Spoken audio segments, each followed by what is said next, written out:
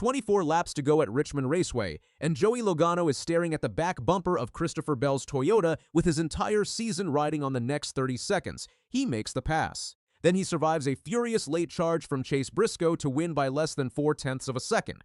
But the trophy is honestly the smallest thing Logano walked away with on Saturday night. For most of this race, the number 22 Ford was not the story. August 15th, under the lights, 400 laps around the 3/4-mile short track in Richmond, Virginia, in front of a sellout grandstand. Chase Briscoe owned the place. He qualified second, cleared pole sitter Ryan Blaney on the very first lap, and went on to lead a race-high 171 laps in that Bass Pro Shops Toyota. Blaney took stage 1 after pacing 60 of the opening 70 circuits, his series-leading 6th stage win of the year. Logano answered by taking stage 2. But with roughly 75 laps left on the board, Briscoe had stretched his advantage to a comfortable 2 seconds.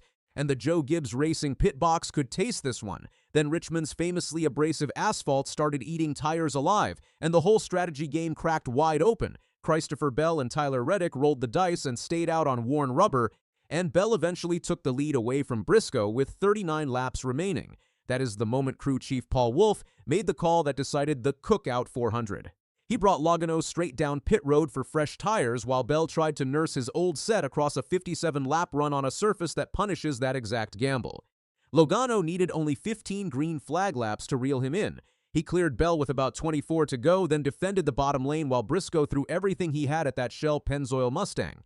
The final margin was 0.392 seconds. That is Logano's 39th Career Cup Series victory, his third at Richmond after 2014 and 2017, his second of 2026, and Ford's fourth of the season. In any other year, the story comfortably ends right there in victory lane. This year, it does not even come close. NASCAR rebuilt its championship format for 2026. The elimination playoffs are gone and the chase is back, running the way it did from 2004 through 2013. The top 16 drivers in points after 26 races advance into a 10-race postseasons, with no round, no cut lines, and no winner-take-all finale. Whoever holds the most points at Homestead Miami on November 8th is your champion, and the rule that defined the last decade of stock car racing is officially dead. Win and you're in no longer exists. A victory locks you into absolutely nothing. You qualify on points, full stop. So what does winning buy a driver now? 55 points, raised from the 40 it paid before. NASCAR bumped that number deliberately, so victories still carried championship weight without handing out automatic berths. Run the arithmetic on Logano's night. Third in Stage 1 paid 8 points. The Stage 2 win paid 10 more. The race win paid 55. That is 73 points banked in one evening at the precise stage of the calendar where 73 points swings a driver several positions. That is exactly what happened. Logano rolled into Richmond sitting 13th in the standings. He rolled out sitting 9th. And 9th carries far more value than it appears to. Because of the way this chase resets once the field locks after Daytona, all 16 qualifiers have their points wiped and reseeded. The top seed opens with 2,100 points. Second gets 2,075.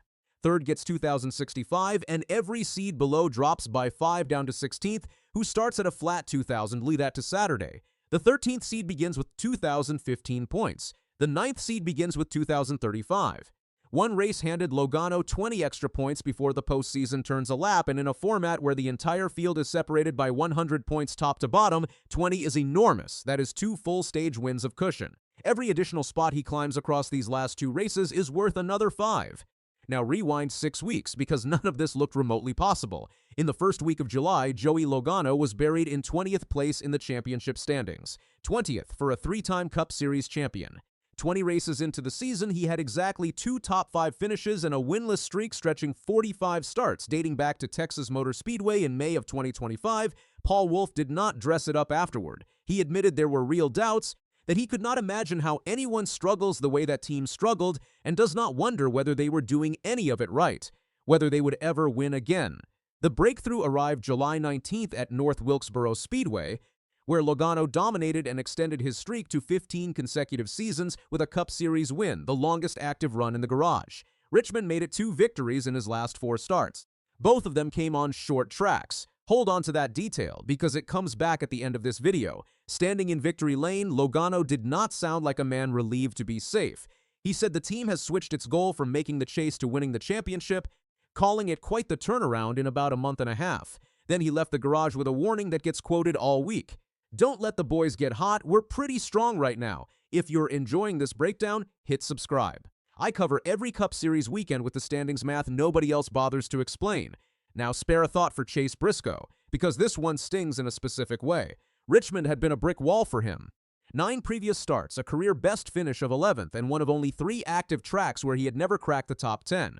On Saturday, he led 171 laps, drove the finest short track race of his career, and still watched fresher tires steal it away. He called it frustrating, admitting they banked a great points night but hated letting one slip.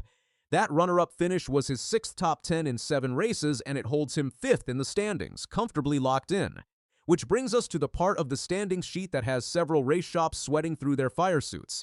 Denny Hamlin still commands the championship on 969 points after finishing 4th at his hometown track, 115 clear of Ryan Blaney. The top 7 drivers are now mathematically locked in. The bottom of that top 16 is a knife fight. Austin Cindric started 23rd and carved his way to 3rd, lifting the second Penske Ford to 15th on 574 points. That shoved Shane Van Gisbergen to 16th on 567, leaving the Trackhouse Racing driver in the final chase position with a 50-point buffer over Ryan Preece. Ross Chastain sits 18th, 63 back. 2 races remain. The Dollar Tree 301 at New Hampshire Motor Speedway on August 23rd, then the finale at Daytona International Speedway on August 29th. Daytona is pure chaos on a 2.5-mile superspeedway, where one bad shove in the pack collects 15 cars and rewrites the field in 3 seconds. If you are sitting 17th or 18th, that night is your lottery ticket. If you are clinging to 16th, it is the longest night of your year. So is Joey Logano a legitimate championship threat, or is this a hot streak with a short shelf life? Both of his 2026 victories came at North Wilkesboro and Richmond, and both of those are short tracks. Wolff said it himself back in July that the team still had serious work ahead on the 1.5-mile ovals, where they had struggled all season. Now look hard at the Chase calendar. It opens at Darlington Raceway on September 6th, then Worldwide Technology Raceway, Bristol Motor Speedway, Kansas Speedway, and Las Vegas Motor Speedway, with Martinsville later and the finale at Homestead, Miami. Bristol and Martinsville are Logano country. Kansas, Las Vegas, and Homestead are precisely the style of racetrack that buried the number 22 all spring. 10 races with no eliminations means one disastrous night cannot end his championship. It also means that intermediate weakness gets tested 4 or 5 separate times with absolutely nowhere to hide. My honest take? Logano is a genuine threat to finish top 5 in this chase, and a long shot for the title unless Team Penske uncovers intermediate speed in the next 3 weeks. But a driver who built 3 championships on peaking at exactly the right moment is the last man you want to bet against. 2 races until the 16-driver field is set. New Hampshire this Sunday, Daytona the week after, then the chase opens at Darlington. Drop your call in the comments. Does Joey Logano capture a 4th championship, or does the intermediate problem catch him at Kansas? I read everyone.